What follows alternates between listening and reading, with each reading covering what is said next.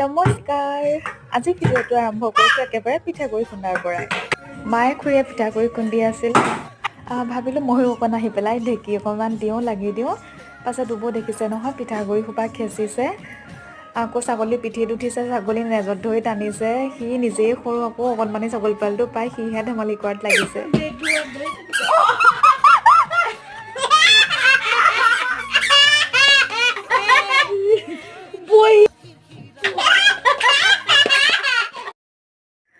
কিমান ফূৰ্তি পাইছে দেখিছে ছাগলীটোৰ লগত এনেদৰে ধেমালি কৰি।